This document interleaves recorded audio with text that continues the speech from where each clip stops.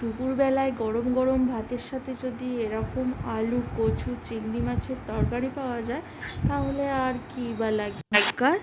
নানা রকমের রান্নায় আপনাকে স্বাগত জানাই। আজকে আমি দেখাবো আলু, কচু, চিংড়ি মাছ দিয়ে তরকারি। প্রথমেই চিংড়ি মাছগুলোকে ভালো করে ধুয়ে নেবেন। ধুয়ে নেওয়ার পর তাতে নুন হলুদ মিশিয়ে দিতে হবে, তাই প্রথমে হলুদটা দিয়ে দিলাম। আর এরপর দেব নুন। নুনটা দেওয়া হয়ে গেলে এটা ভালো করে মাখিয়ে 10 মিনিট মতো রেখে দিতে হবে। এবার আমরা দেখে নেব যে আর কি কি উপকরণ লাগছে। আলু, কচু, আর নিয়েছি পেঁয়াজ, আদা, রসুন, আর মশলার মধ্যে নিয়েছি জিরে, শুকনো লঙ্কা, জিরে গুঁড়ো, ধনে গুঁড়ো, লঙ্কা গুঁড়ো, হলুদ গুঁড়ো।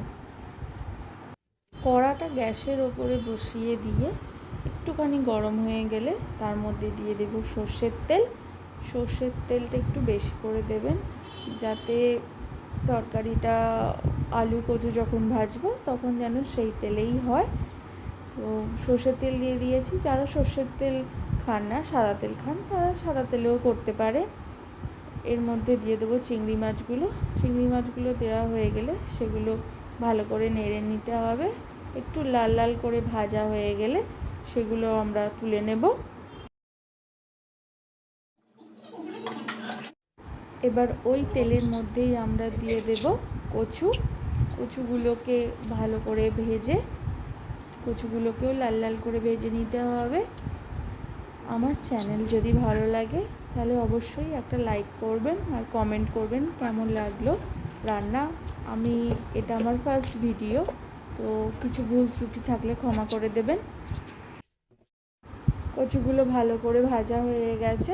লাল লাল করে ভাজা হয়ে যাওয়ার পর এবার এগুলোকে তুলে নিতে হবে। তুলে নেওয়ার পর এর মধ্যে দিয়ে দিতে হবে আলু। আমি কচুগুলো তুলে নিচ্ছি।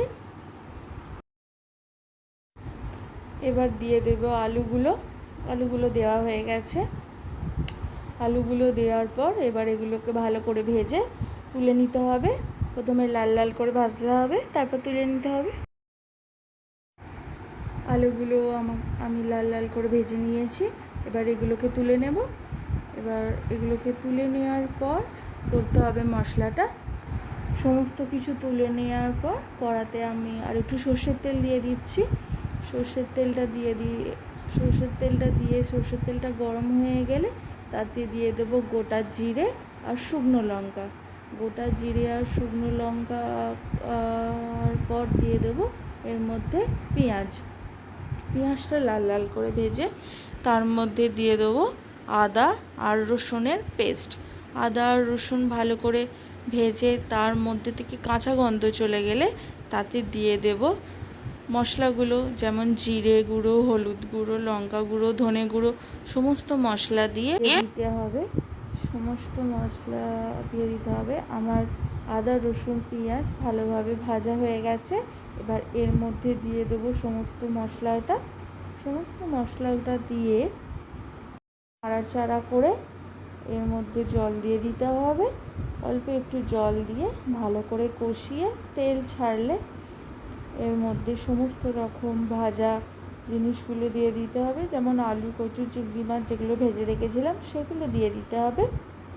সেগুলো দিয়ে ভালো করে নাড়াচাড়া করে মশলার সাথে আলু, কচু, চিংড়ি মাছ মাখা হয়ে গেলে এর মধ্যে একটু বেশি করে জল দিয়ে আর নুন দিয়ে জলটা যখন ফুট আসবে তখন একটা থালা চাপা দিয়ে দিতে হবে আর গ্যাসের ফ্লেমটা আস্তে করে দিতে হবে।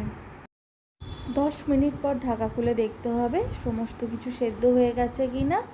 এর মধ্যে দেখো আমি দেখছি আলুও সেদ্ধ হয়ে গেছে আর কচুও সেদ্ধ হয়ে গেছে।